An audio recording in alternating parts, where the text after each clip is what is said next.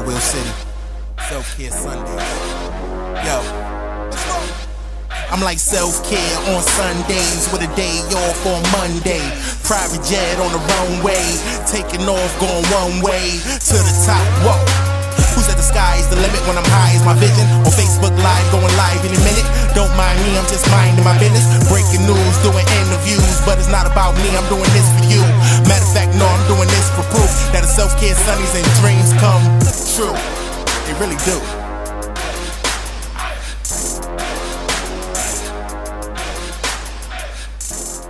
Hi, everyone, and welcome to another episode of Self-Care Sundays. This is our final 2 episodes, so this is our second to last episode. As you know, you can support the podcast at patreon.com/selfcaresundays, and that helps with hosting costs and also making transcriptions of the episodes. Our guest today is Carla Gaskins-Nathan, who is a licensed massage therapist and is also the healer in residence at Auburn Seminary. How are you today? I'm well. So I wanted to start the way we pretty much always start, which is just asking how you became intentional about self-care and thinking about self-care. That's an awesome question. Full transparency. It's been an interesting journey. I kind of fell into it prior to doing the work that I do now. I refer to myself as kind of like a non-profiteer. So I did youth development work and work with young people around adolescent sexual health. And in doing that work, I worked myself a bit too hard. And so when I was doing that in my 20s, earlier on in that career, it was awesome work. It was fulfilling in a lot of ways, but it didn't pay well, like unfortunately a lot of nonprofit jobs do. So I had side hustles. So one of those side hustles was I was a wedding DJ on the weekends. And with that, I didn't realize at the time kind of what I was doing to my body, because basically I had like my air quote 9-to-5 job, but then I was working crazy late nights on the weekends. And later on, I taught myself how to VJ and was mixing music videos. And so then what would happen is I'd work during the day. I'd go to my second job VJing, mixing videos at a gay bar, and then I'd be up till 12, 1 o'clock, sometimes till bar close, go home, sleep for a little bit, and do it all over again.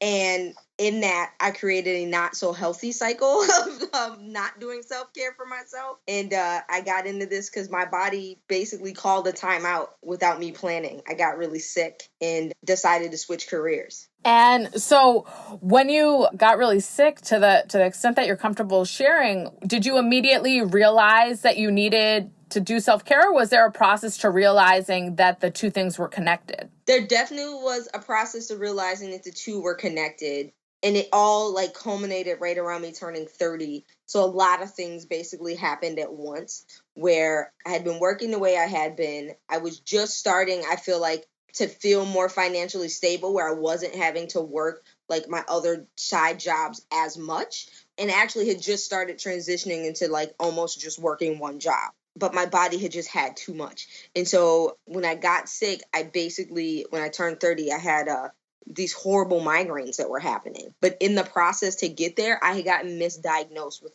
a bunch of stuff. And part of what happened is I got thrown on a bunch of medications, and my body basically was just freaking out. So finally what happened is I ended up in the hospital. They weren't sure what's wrong. Somebody stopped everything that I was on prescription-wise and then was like, let's slowly add stuff back in.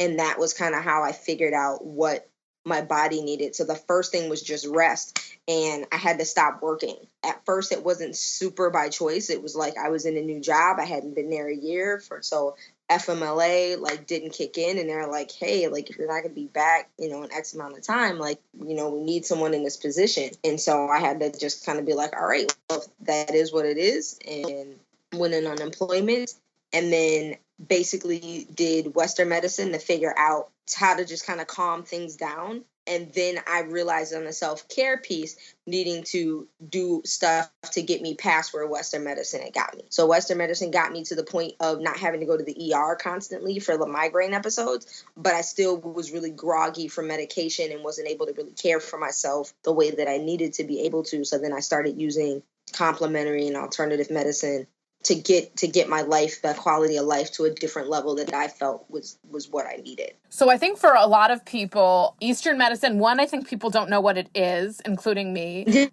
And two, I think, you know, the way we think about medicine is very fact-based and scientific. So Eastern medicine feels kind of hokey to a lot of us. Yeah.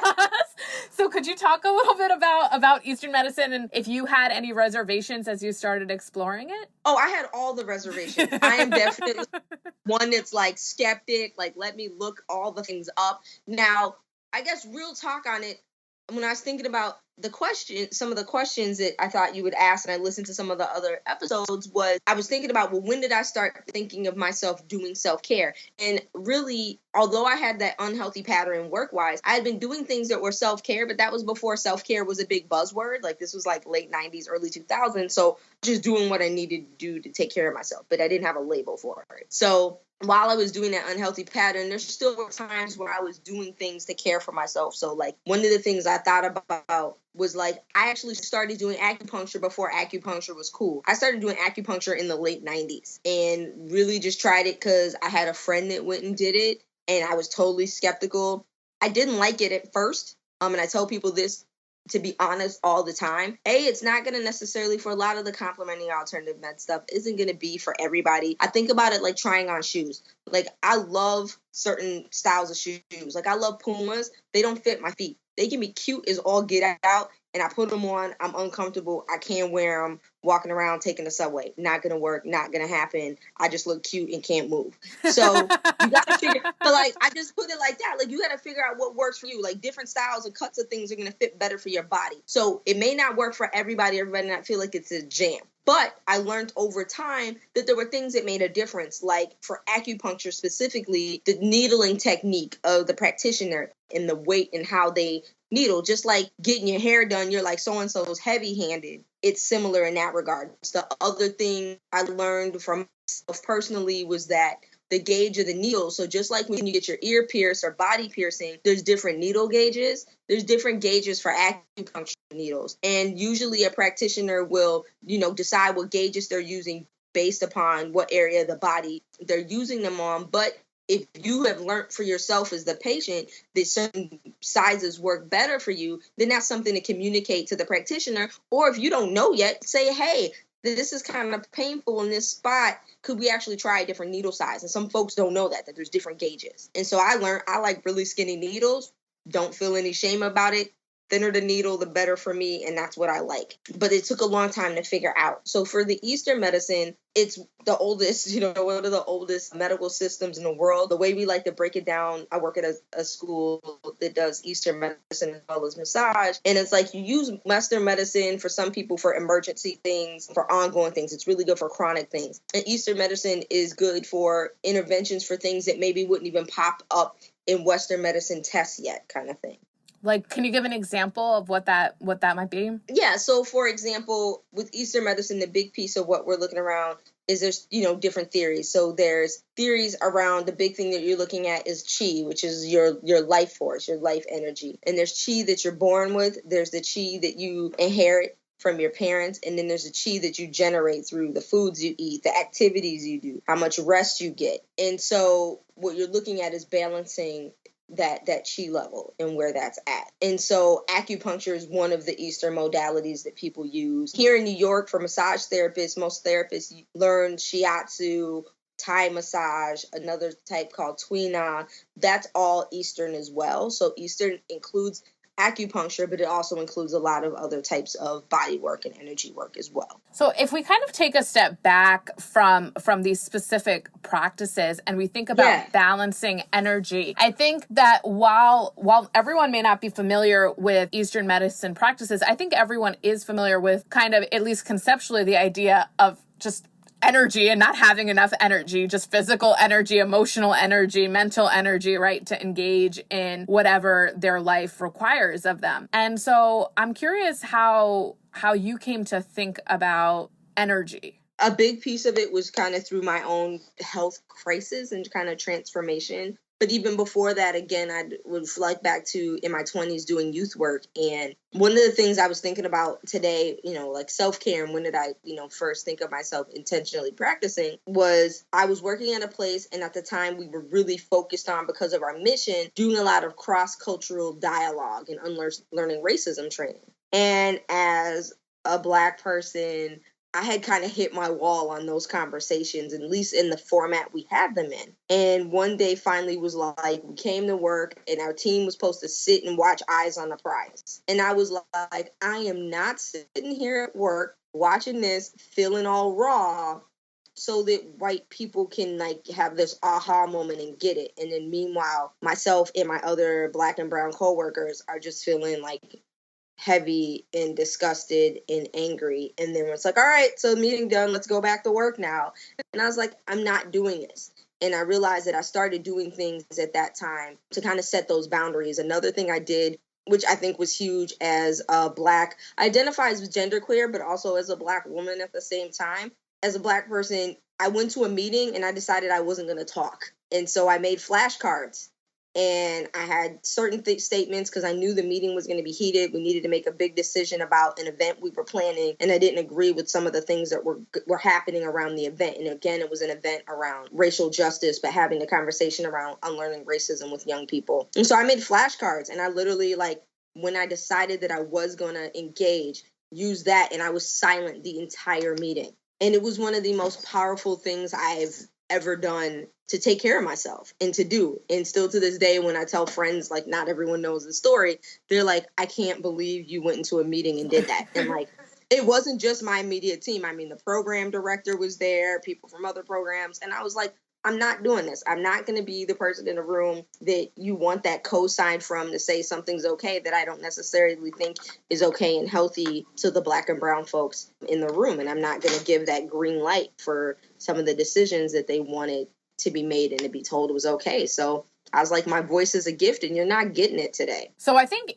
what you're saying is really powerful, even if people don't go to the extent of using flashcards in a meeting. No, it's a little hardcore. Who knew flashcards were hardcore? But it's a little bit. It's a little bit. But because it's disruptive, right? But Yeah. I think even if you don't disrupt to that degree, just even what you're saying, the reason you did it, just not giving the cosign, not agreeing to something that you disagree with, setting those boundaries, I think is really powerful. So I wonder, in thinking about energy and I don't know enough about Eastern philosophy to ask specific questions around it, but how do you think about kind of boundaries and the way that we take care of ourselves and self-care and kind of energy preservation and restoration? I think that's one. I think of that as like the foundation around self-care. So I do work, in addition, as a massage therapist in my business, as, a wellness consultant. And one of the big things I talk about is about self-care and approaching it from this divine way. And so when I do self-care for myself, I'm looking at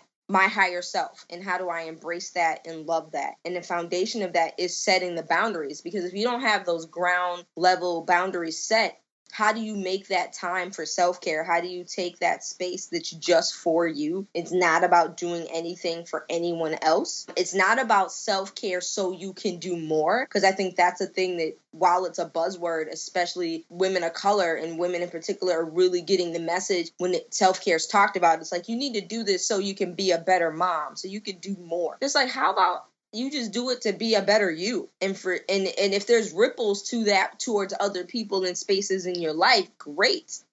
But you're enough that you deserve this level of care and this level of nurturing. Like, one of the questions I asked in a workshop I was doing a while ago was like, close your eyes, take a deep breath, and think about what it would feel like to nurture yourself the way you nurture other people in your lives, the way that you nurture your kids, your family members, your spouse, your friends. How would that feel like in your body, and what would it look like?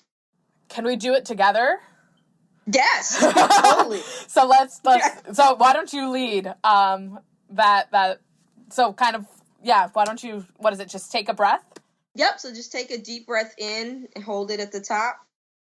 And as you slowly exhale, think about what it would feel like to receive the love and nurturing that you give to others in your lives, that you give to your kids or spouse, partner, your friends, other family members? What would that nurturing and love feel like and look like for you?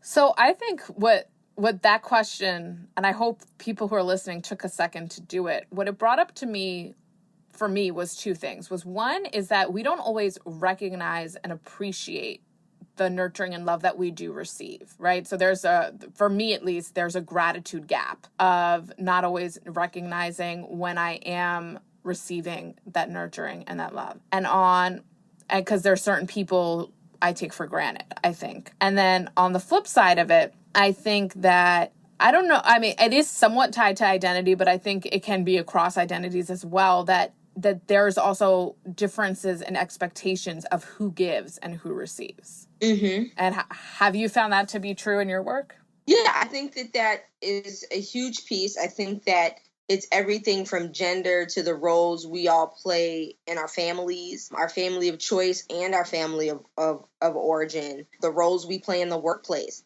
We have these different, we try to be like, oh, we're not going to put people in boxes, but a lot of us are put in these various boxes and roles. Some of them we play into and some of them that we fell backwards into. And then it can get hard to be like, wait a minute, I actually don't want to be put in this space or in this position. Another big thing that's huge for me is the piece around resiliency. And sometimes what I feel like is this myth is that I think resiliency is like the most detrimental superpower in some levels. We talk about it a lot for women and women of color as this, it's this great thing, but it also is this double-edged sword because we're like, oh, we're resilient. Oh, as Black people, we just, we'll suffer, we deal with this and we just keep on going. And I'm like, hold on, wait a minute. Like there's a real like white supremacist piece around that like, us living into that lie and telling that myth over and over again is detrimental to our health. That's stopping people from taking the time to take care of themselves. That stops people from,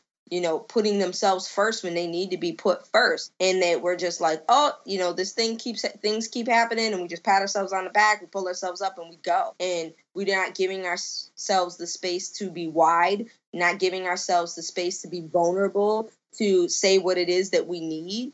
So if we keep using, resiliency as this superpower and this badge of honor, what harm are we doing to ourselves, to our sisters, to our brothers, to our community when we do that and when we say that? And something I see happen all the time when working with people. Yeah, and I think it's interesting the way it happens online too, right? That we have that because now we have these lives that are our lives in the world, and then we have these lives online, and we know that women and people of color receive more harassment online, and I think people kind of chalk it up in a way to the cost of doing business, the cost of participating, the cost of having a verified Twitter account, right? So like something like that. And it's this very strange phenomena. I think recently I shared online, I said people were questioning, am I just an online activist, whatever that means, or do I actually like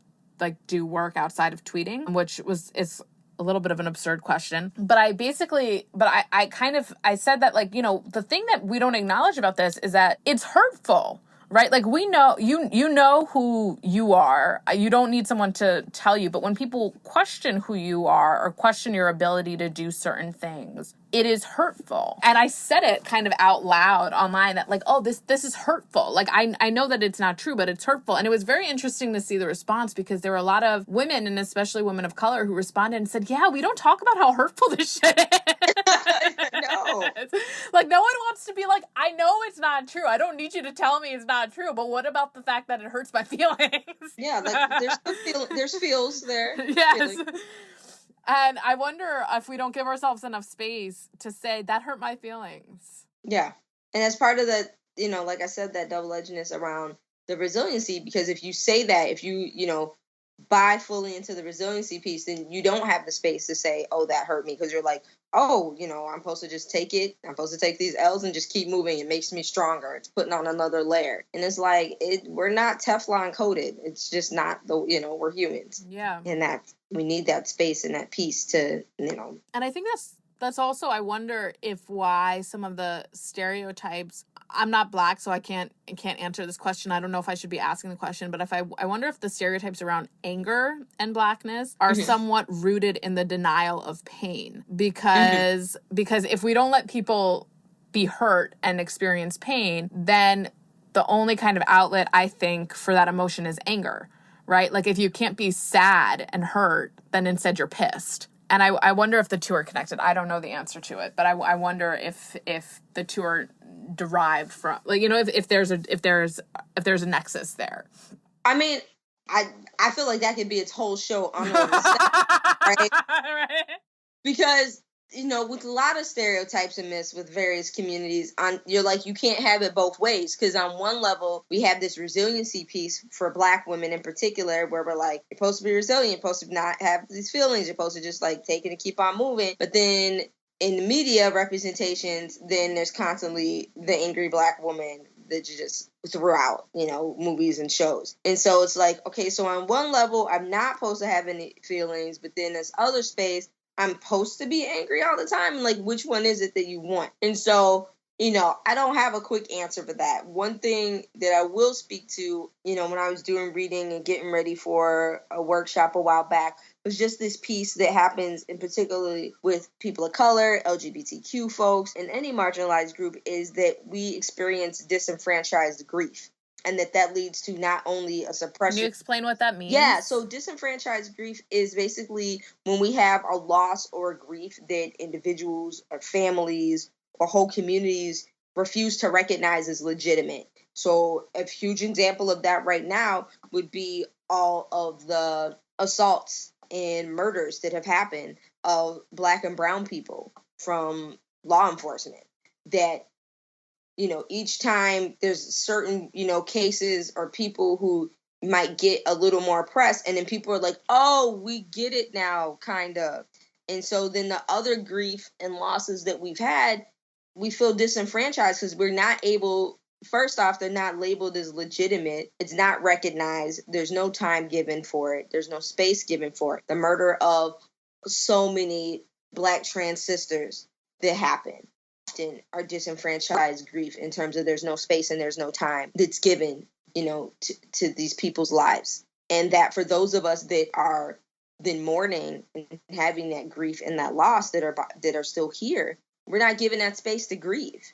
We're not given that space to deal with the hurt. And unfortunately, with the statistics and how frequent this has been happening, while we're grieving one thing, something else will happen the same week. Yeah. You know, and so with that piece in terms of, you know, the anger that people have of not being seen and not being heard and not having things validated and being addressed, I mean, is real. But yeah, I'm not going to touch fully the question. Well, that you asked, because I really think it could be its own like conversation. Absolutely, but I think you're making a really important point, which is that sometimes we, when I say we, I mean we as a society, will label people as one way or the other, but maybe they have a reason to be that way. I think it's kind of the underlying is the point. And I think when you're talking about media representations, when we did the show with April Rain, I think that was something that we discussed, is that it's like, you know, the way the media portrays people who fall into certain categories kind of tells us what we have permission to do or not to do. And we had a whole episode on masculinity and toxic masculinity, and the idea that, like, if you're only allowed to be mad and not allowed to be sad, I mean, even if we separate it out from race, I'm just saying as a general construct, then if that's all you see yourself being, you know, in the world, then that's what you learn. That's how you learn to express yourself, or that's how you learn it is acceptable for you to express yourself. And so I think it's challenging, it's complicated. There's a lot of different things, but I think fundamentally what it comes back to is exactly what you're saying, is about making sure that people have the space. And so for some folks, that's about reclaiming that space for yourself. And then for others folks, I think those perhaps with different or more privilege, it's about making sure that you're giving people that space. I definitely would agree with that. Because I think in conversations with self-care, there seems to be like this bifurcation where it's like you have this like indulgence model of self-care, which is like buy self-care if you can afford it. And it kind of ignores those who don't have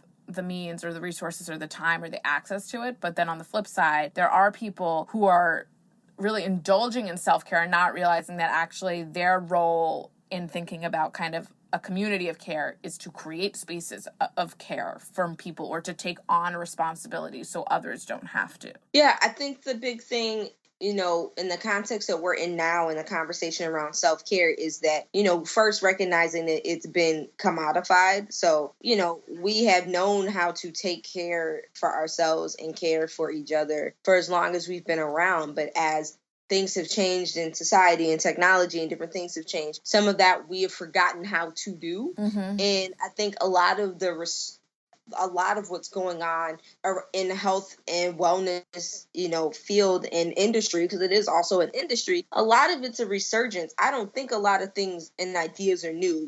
People come, oh, this is this new modality, this is this new treatment. And some of this isn't. I mean, the thing first off, when people talk about, well, isn't this indulgent and this and that, especially, again, I, very much just speaking from a Black and brown lens, is that a lot of this is our stuff. It's not new. It's what's been going on and being done for generations. Some of us are having to relearn it because maybe we didn't learn it from our grandmothers, and so, yes, some of us might have to take classes or do other things to regain that knowledge.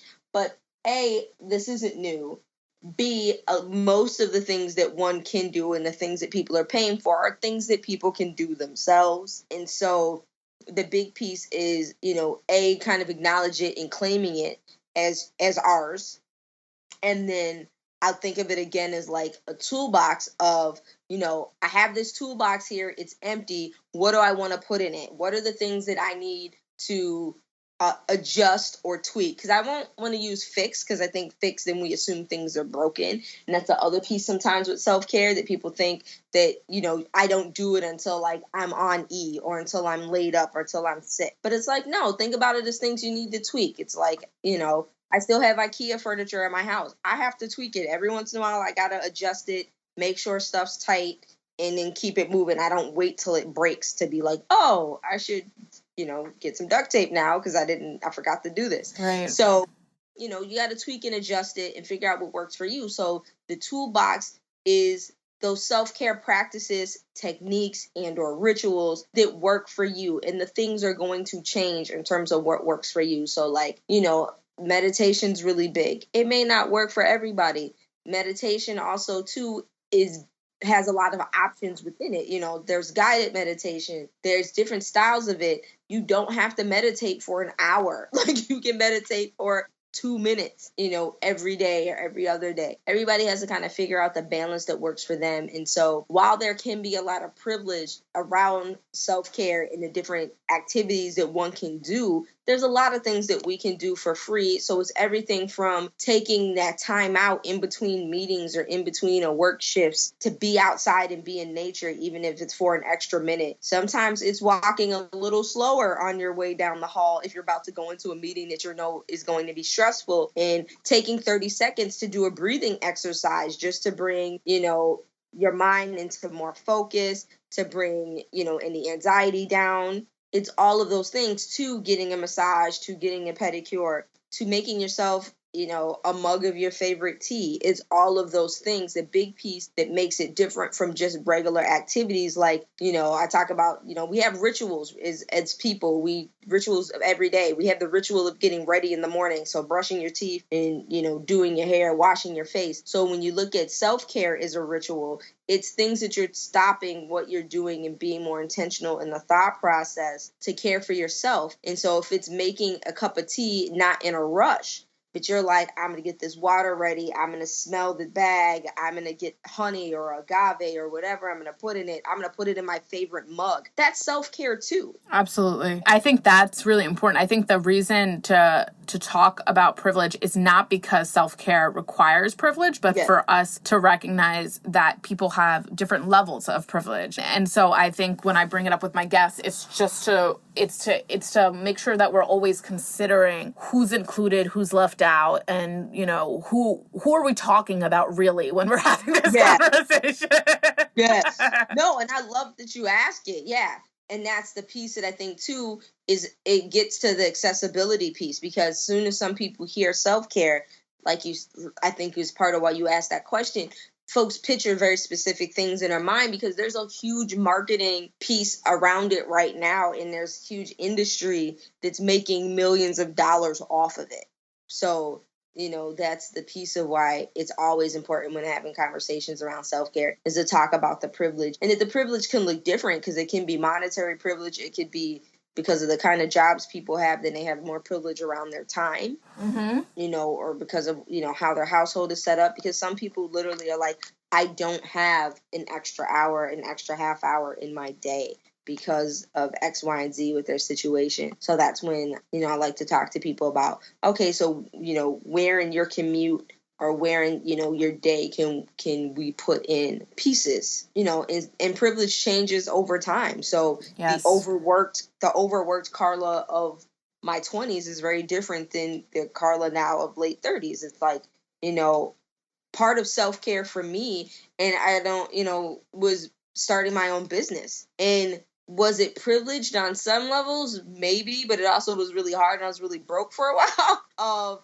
deciding that, you know, as a massage therapist, the other thing that people don't always know is that a lot of the people in the fields that people utilize for their self-care, you know, aren't necessarily compensated and paid well also. And so when you're deciding to engage by getting pedicures or getting massages or other type of body or energy work, you know, also being mindful about the places that you're patronizing, that you're going to get those services in terms of how they treat their people. So while you're getting your self-care done, you're going to a place that actually maybe not the greatest to their staff. So a lot of people don't know them with like massage therapy, for example, you know, you're getting charged. Some places in New York, it's not uncommon for it to be at least $100 or more for an hour, but people only get paid when they're doing sessions. So although they may be asked to be at work for anywhere from 6 to 8 hours, a lot of places only pay their staff while they're in session. So if they're not booked the whole day, they're only getting booked when they're doing sessions. And then it's a percentage of that, and it's less than half most places. And a lot of people don't know that. And so one of the things that I realized I had to do for kind of my own self-care, sanity, and wellness was I was like, I need to start doing some of this work for myself, because working for spas, while there's a lot that I learned, some of the places that I work weren't the most healthy environment. So here I was helping people get pampered, and then I felt like I was in a really unhealthy workplace. And then because of my gender presentation and sometimes with the racial piece, I wasn't received. And a big thing is that people ask for what gender they want their practitioner to be. And then I would be the one to go greet a guest, and people would be like, oh, but I asked for a woman, or, oh, but I wanted this kind of person, and this person isn't meeting that. And that's how you would start off this, you know, session. And I finally just was like, you know what, like, I'm of color, I'm queer, I'm genderqueer. I'm going to start a practice that addresses all of those things. It's welcoming to everybody, but I want it to be a place that not only I feel comfortable working, but that people like me that may not always feel like other places are accessible are able to go to. And so that was part of my self-care journey too, was changing how I worked. And we've talked actually about entrepreneurship as a form of self-care, because you can kind of, because you're changing rules and creating rules that work for yourself. And I think what you're talking about, though, in building a space where it's not just for you that you're getting the care, but where others also can come and feel comfortable receiving care. It's about kind of thinking about building communities of care. So something interesting that I've talked to people about recently is, you know, hearing about parents who are like, I don't have time, I don't have alone time, but they'll meditate with their kids, right? Yeah. Because like that's a thing you can do. Yeah, you're like, hey, if I can't get alone, everybody in the house. Everybody's doing it. We're all doing it together. Everybody meditate. Yep.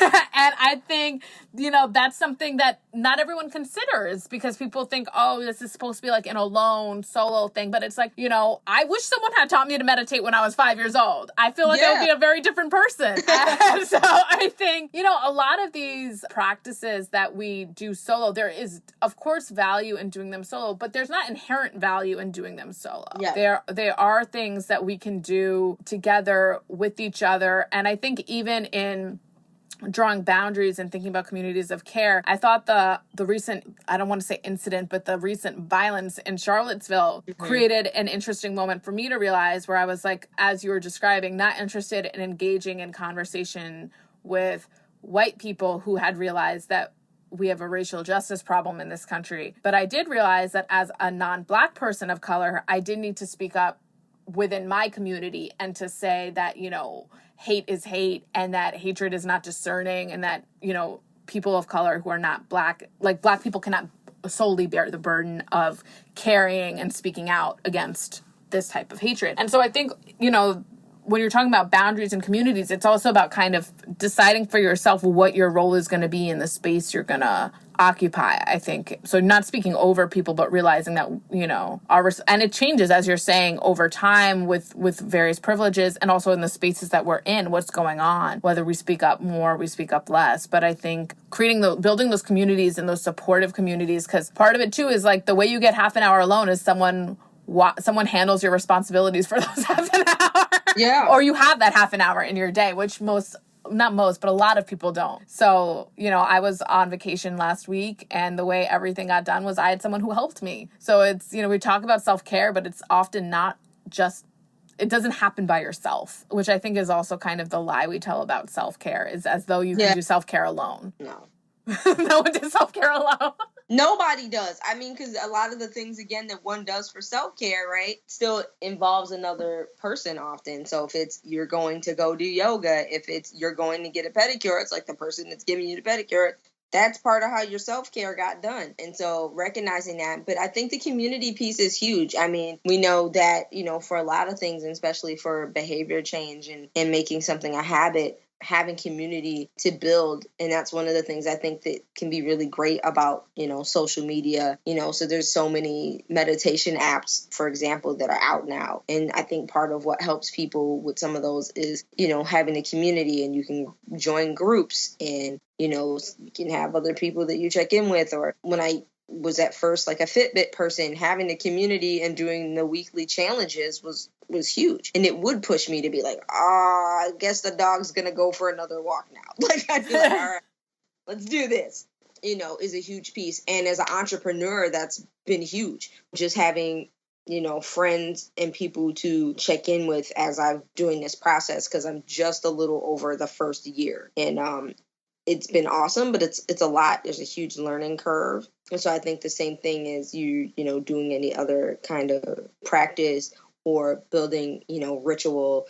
And then also I think hugely including into that for people is, whatever their spiritual or religious practices, and also realizing that there's a spiritual side to self-care. And, this could be a whole nother radio show in itself, but a lot of times for people in the LGBTQ community, some of us have quite a bit of spiritual healing that we may need to do, and reconnecting either to the faith that we were raised with, or deciding what may fit better for us now for where we're at in our lives. And that's a huge piece of embracing the spiritual self-care and looking at what that looks like for oneself. Because for me personally, when I was coming out, there were some things that happened via religion that made me really afraid to decide to practice any kind of spiritual practices or go to church, because I had really been harmed in that process. And then now coming into that in myself and being like, well, what is it do I need? And how do I claim that space and either find safe space or make that space for myself, and look at it from this way of divinity, and that divinity that's within myself, because I believe that everybody has that within themselves. And when we are able to be quiet and still and listen to our bodies and what it is that we need, we really can embrace what I think is kind of that true piece around self-care, which is about, nurturing and loving yourself. And it's going to look different, for each person. And so, for me, part of that was the business piece. And then through that, for me, I got all hippie with it and really needed to connect with my roots. And I really drew on power an energy from my ancestry and from my grandmother. And so like I named my LLC after her, and then I named my practice Rooted Bodywork because I just had like this imagery of trees and being grounded and being connected and really thinking about how we're all connected to each other. And that's where I got my strength, got that strength from, and what really helped me embrace that side of myself and build that up was huge too. And I think what you're saying is powerful too, because what you're talking about, particularly in regard to religion, is that, if you're a person who grows up in a faith community, it would be, and that community ends up causing harm to in some way. It's kind of this weird space that you're left in where it's like that's how you know to care for yourself. That's not how that's part of who you are, but it's also caused you pain. And so what I think it's interesting what you're talking about is that it's not necessarily about, well, you need to reject something. It's like you can acknowledge that, yes, faith is part of who I am, but I need to find a faith community or a space that's more, that's giving me what I need. Yeah. And so I think sometimes people are drawn to extremes, right? Particularly when it comes to religion and faith, which is that like, I'm an atheist, screw God, God is dead, etc. Or on the other hand, I need to change everything about who I am to fit into a community that is not accepting of me as I am. Yeah. Whereas what you're saying, I think makes to me more sense, which is kind of find a space that allows you, that gives you what you need, allows you to be who you are, and allows you to grow as you are instead of trying to change and fix you, which I think is so important, and I think is something that would have kept me in religion and believing in religion much longer. And I think frankly, if we had faith communities that looked more like that, we would probably have less of a craze around self-care because we would be getting it from religious and faith-based communities. Yeah.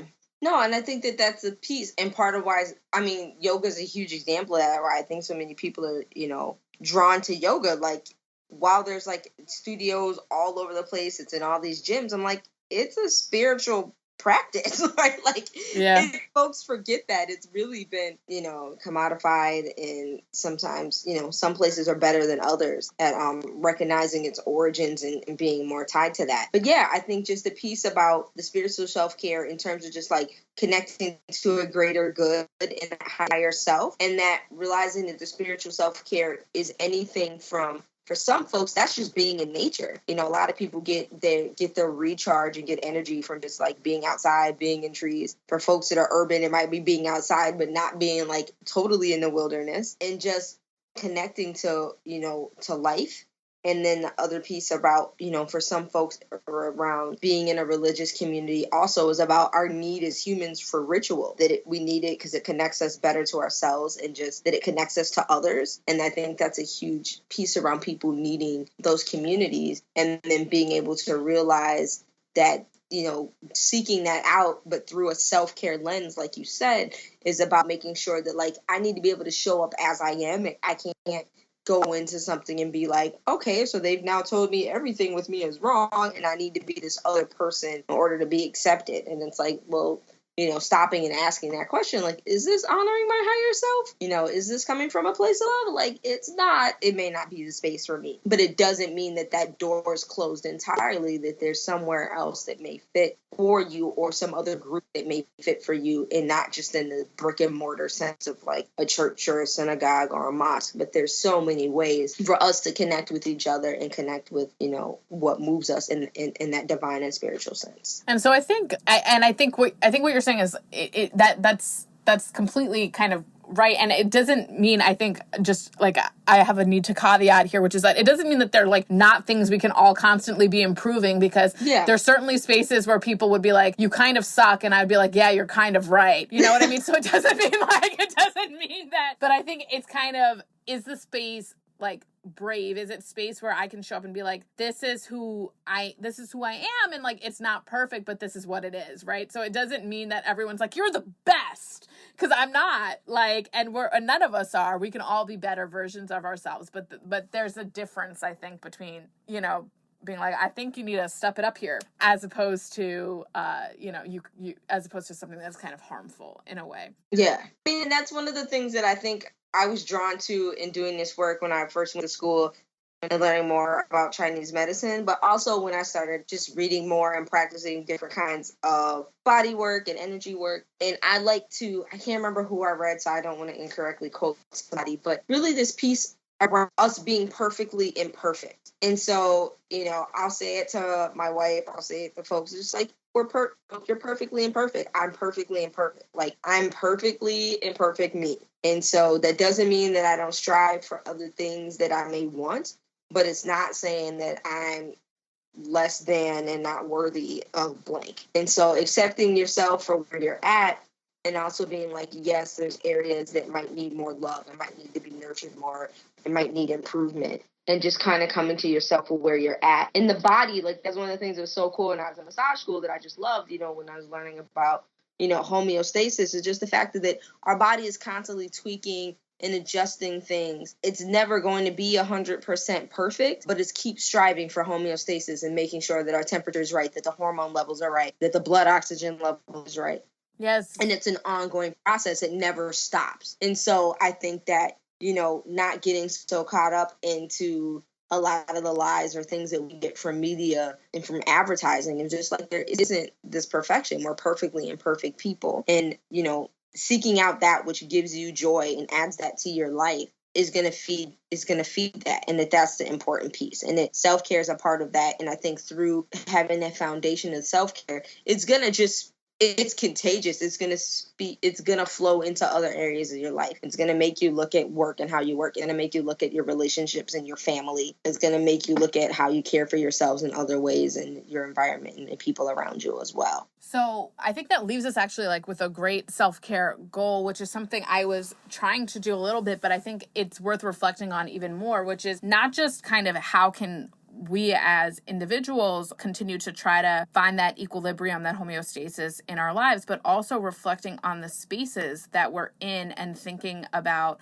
whether that's at work or at home or at school or in religious communities or, book club, wherever we are, wherever we enter, kind of I don't know that I've ever sat down and really thought about, like, what do I need from each of these spaces to feel cared for? And of course, like, I'm not suggesting that everyone draws up a list to demand of their employer, right? Like, this would be my perfect workplace. But I think knowing what that would look like is so beneficial because you can start to move towards it. Mm-hmm. So, I think it becomes really hard to have a conversation with a spouse, for example, about why they're not fulfilling your needs for self-care if you don't know what it is that you would want from that relationship, from that home environment, from that space. And so I think maybe that can be our shared self-goal based on what you've said. Okay. Is as a reflection, I can invite our listeners to join us in kind of thinking about in the different spaces that we're in and also in the different components of our lives, both how can we improve and also what would we want from those spaces to improve that would allow us to kind of feel cared for as we did in that exercise earlier. So thank you so much for joining us. Yeah, thank you so much. One, I guess, kind of quick last things as people are exploring their self-care that I always like to just remind folks of is just like, let things evolve. So like, as you're trying out new things, new modalities, new exercises, new routines for yourself, don't let something that's supposed to be healing make you feel like bound in stress, except not knowing. I have to say this to myself all the time, just the piece around feeling like, oh, this has to be perfect. I need to make sure I'm doing this Qigong exercise perfect or I won't do it at all. So just like practice this with curiosity and have compassion for yourself and just relinquish the need to be an expert. That is, I think, wonderful advice. So thank you everyone for joining us for this episode of Self-Care Sundays. Join us next week for our final episode. And as always, you can support the podcast on the Patreon at patreon.com/selfcaresundays. Thank you so much, Carla. Thank you.